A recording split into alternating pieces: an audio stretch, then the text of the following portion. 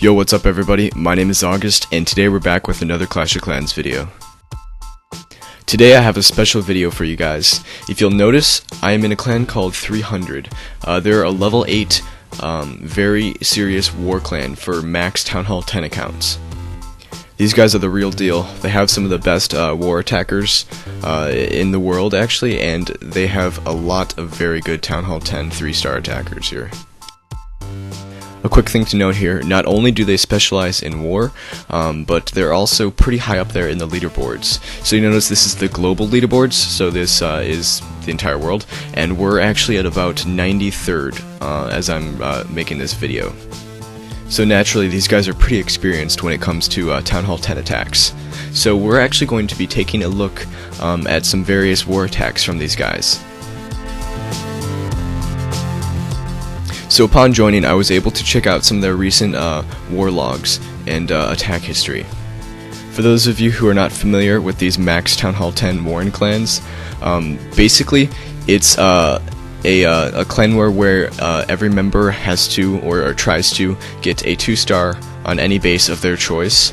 And then once all bases are 2-starred, you have the more experienced players attempt to get 3 stars on those bases.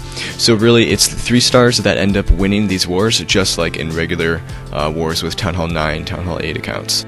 So as we're scrolling through some of these bases here, you'll notice it is pretty much a 2-star war with the exceptional 3 stars here and there. So in this first video, we're going to be taking a look at a war against Turkish force. We're going to be checking out some of the outstanding 3-star attacks, as well as some of the very, very good 2-star attacks. The reason why we're also taking a look at some of these decent 2-star attacks is because, as many of you Town Hall 10s out there know, it is just simply not conceivable to get 3 stars against a max Town Hall 10 every single time. So first up we have Traitor attacking the 22nd base. So with his army composition, you'll notice it's pretty scattered. It's not, air, it's not specifically Go Hog. It's kind of a combination of a few different troops. As many of you guys know, Go Hog is a very popular strategy in war for many Town Hall 9 and Town Hall 8 accounts. For Town Hall 10s, however, it's not as common because it can be significantly harder to pull off. But as you can expect with Town Hall 10, this instance of his kill squad has a little bit more firepower than in Town Hall 7 and Town Hall 8. You'll notice he brings a few P.E.K.K.A.s as well as some giants to get into the core of that base. These troops in there are going to take out some of those high DPS buildings and also the clan castle troops. So now as his main kill squad is heading into the core of that base, it's distracting the firepower away from the hogs that he has just deployed on top of that base there, dropping that first heal spell to protect against that wizard tower, which actually is not even targeting the hogs at the moment.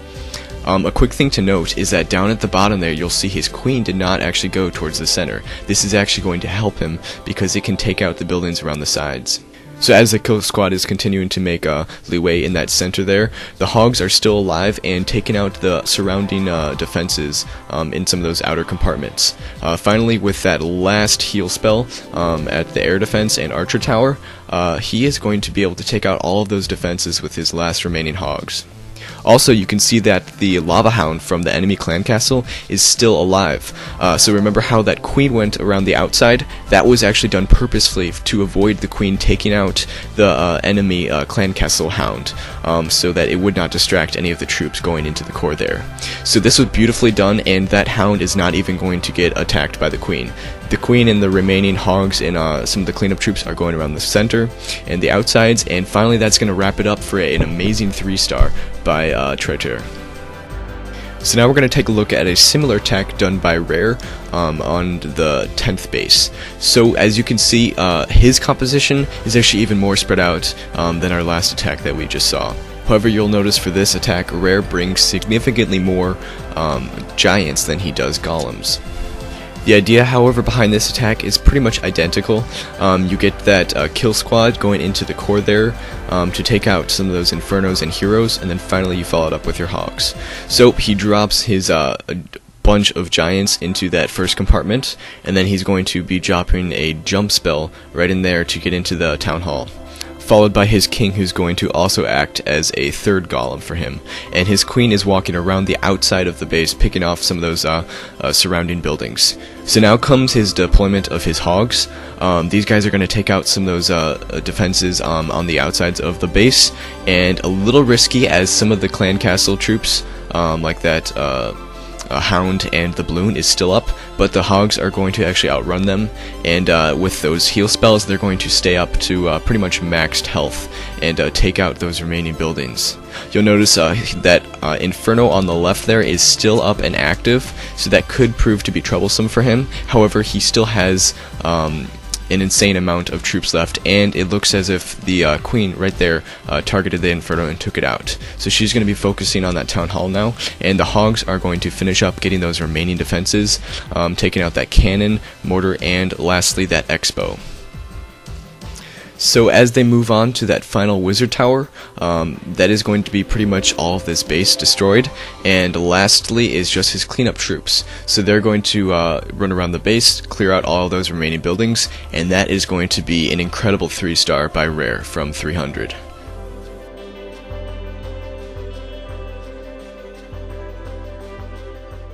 So now that same attacker Rare is going to pull off another 3-star in the same war. For this base, he's decided to use a Queen Walk with Lava Lunian to finish it off. So we'll see that down at that bottom corner he deploys his queen with those healers to take out some of those buildings. She is now going to slowly work her way towards the center of that base, taking out building by building, defense by defense. Those healers are going to keep on her and just barely keep her up to full health. So now as she moves in towards the center, she's getting targeted by more and more defenses, but she's able to take them out and also take out that air defense. So now up at the top there we see that he has deployed his king to take out those surrounding buildings. He's actually going to end up using that king to take out that air defense that's right there next to the wall. Town Hall 10s out there, when designing your base, I suggest not putting your air defenses so close to an outside compartment. So anyway, you'll see that the Archer Queen is now targeted onto the Lava Hound. She is going to eventually take that out and take out all the surrounding lava pups, also triggering those skeleton traps. She takes those out and is actually still at full health because of those healers constantly on her. So as she moves out towards even further into the base, you can even see that she hasn't even used her ability yet. She's also going to be able to target that queen right there. And so finally he's used her ability, and if you look at that, about 30% of the base has been taken out, and he hasn't even deployed his main attack yet. So as he's deploying his hounds there, starts them out pretty widespread to trigger some of those seeking air mines and bombs, followed by those loons as well as some of those haste spells. So with that Archer Queen still up, she's going to be walking around the base, and those air troops in the core there are going to take out all of those defenses, including all of the Infernos, that last Inferno right there, as well as the Teslas over there. And finally, with so many of those loons kind of bunched up, that Wizard Tower would be doing a significant amount of damage, but the queen is still at full health and she was able to take it out successfully. So now, with all of the defenses taken out, he is left to just clear those remaining buildings, and that secures his 3-star for a second time in the same war. So an outstanding war performance by Rare, and we look forward to seeing more of these kinds of attacks in the future. So finally guys, while all of these 3-star attacks are insane and awesome, as well as really well thought out, a majority of all Town Hall 10 attacks are going to be for those 2 stars. So with these anti-3 Town Hall 10 bases, we're going to take a look at some of the easiest ways to get a 2-star on these bases. So Noob Revenge from 300 is going to be using a somewhat spam max level dragon attack. You'll see that he has his dragons pretty well spread out at that top section of the base, and they're eventually going to push towards that town hall in the center there. So as the town hall is so close to the outside, they're able to take it out fairly quickly, as well as get a very high percentage before he has even placed any of his heroes down. So finally, as they conclude to take out that town hall, they are at about 43 or so %, and he is left with just his heroes to place. So he ends up placing those, I believe, down at that bottom section of the base. So if you look at that, without even heroes, he's able to get that 2-star right off the bat. Look at that, 50%, and he hasn't even used his heroes yet. So finally, he drops his heroes at that bottom section of the base. Remember that with the new rules for war, average destruction does come into play if the war is a tie. Also, take note that in these Max Town Hall 10 warring clans, the percentage is very important because a lot of wars will end up in ties. So finally he's left with his heroes, and he is going to just take all of those buildings around the outside, and finally his queen following the king, and he is actually able to get his percentage all the way up to 75%. So that is pretty dang good for a semi-spam max dragon attack. So good job, Noob Revenge. So with that, guys, we're going to conclude this episode of high-level Town Hall 10 attacks. Again, this is the clan 300.